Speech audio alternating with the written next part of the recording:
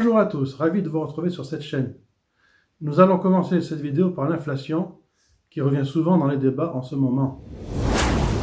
L'inflation est due au taux qui augmente, on anticipe une petite surchauffe. S'il y a une augmentation des taux, c'est que le business ira mieux. Les taux sur 10 ans passent en positif, ce sont les intérêts qui vont augmenter. Le taux sur 10 ans est de 1,54% aux États-Unis. Alors qu'il y a un an, il était tombé à 0,7%, le 7 mars 2020. En Belgique, les taux sont en positif. En France, au 9 mars 2021, le taux est à moins 0,07%. Et en Allemagne, moins 0,30%. Le bon prix du baril de pétrole, c'est 50-60 dollars. Car au-dessus de 60, c'est le pouvoir d'achat qui va être davantage touché avec un prix du carburant trop élevé. Si le prix des carburants augmente trop, il y a ce que l'on appelle le cliquet inversé, qui est une métaphore. Je t'explique. Au bout d'un certain niveau de prix, les taxes seraient moins prélevées sur un litre d'essence que la normale et le gain serait léger pour l'automobiliste. Ce qui fait l'inflation, c'est la montée rapide du prix de baril de pétrole, entre autres, et aussi une certaine reprise économique. En Europe, on a 450 millions d'habitants pour 750 milliards d'aides. Quant aux États-Unis, on a 330 millions d'habitants pour un montant de subsides de 4 500 milliards de dollars, ce qui fait 6 fois plus qu'en Europe. Pratiquement tous les Américains qui touchent moins de 75 000 dollars par an vont toucher un chèque de 1 400 dollars. Donc ce plan pousse l'inflation, c'est un peu de l'hélicoptère monnaie.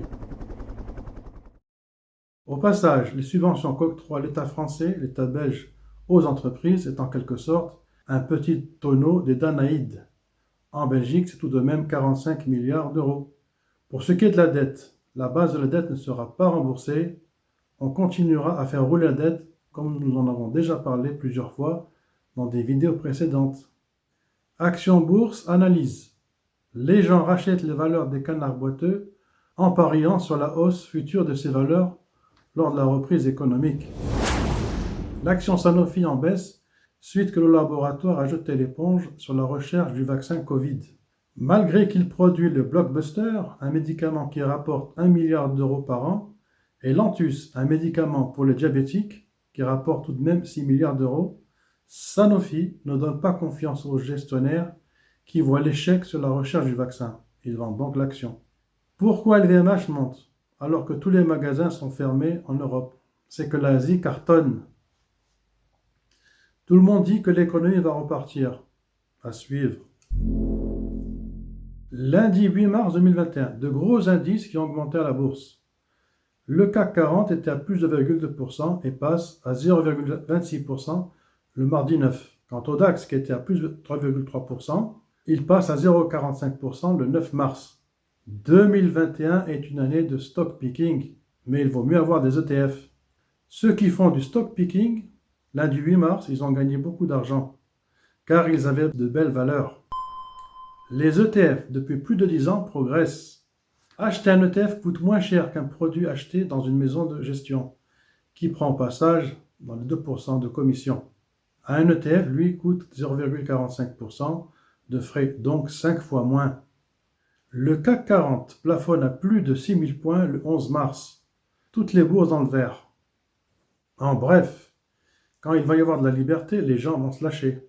Les jeunes vont se lâcher. Il y a 20% des Français, des Belges, qui ont des moyens et qui vont débourser. Les fonctionnaires, les enseignants, ceux qui n'ont rien perdu, entre autres. Une pagaille complète pour la vaccination en France, en Belgique. Il n'y a pas assez de vaccins. Même en Allemagne, il manque de vaccins. Les frontières vont ouvrir le 18 avril. Le gouvernement belge passe outre à la Commission européenne. Ceux qui vont rentrer sur le marché du travail, c'est en moyenne 7 ans de perdu sur leur carrière.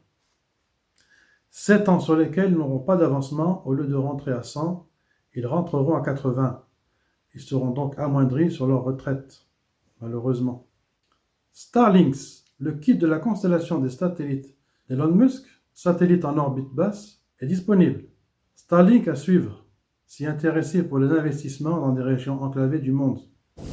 Une société suisse va mettre en place des robots satellites pour aller récupérer les satellites anciens en fin de vie. Au 9 mars 2021, Tesla perd tout de même dans les 30% depuis janvier 2021, soit une perte d'environ 277 milliards de capitalisation qui partent en fumée. Vendredi 5 mars 2021, l'action était retombée en dessous des 600 $. Ce mardi, l'action repasse au-dessus. Elle est à 613,58 $. L'action reprend 20%. Elle cote 687 $ le 11 mars 2021. Tout le monde en veut. SPACs. C'est quoi un SPAC? Un SPAC, Special Purpose Acquisition Company, est une société sans activité opérationnelle dont les titres sont émis sur un marché boursier en vue d'une acquisition ou d'une fusion future dans un secteur particulier et avant une échéance déterminée. Des gens qui ont du cash sont prêts à en perdre pour en gagner beaucoup. On met par exemple 300 millions d'euros sur la table. En résumé, le SPAC qui est créé, c'est une coquille vide au départ, fait par des milliardaires qui mettent des fonds et demandent de faire en quelque sorte un chèque en blanc à ceux qui y participent, car on ne sait pas au début ce qu'elle va acquérir. Qu'y a-t-il dedans? On va te le dire, mais plus tard. Difficile de faire confiance. Nous conseillerons sur investissez sur ce que vous connaissez.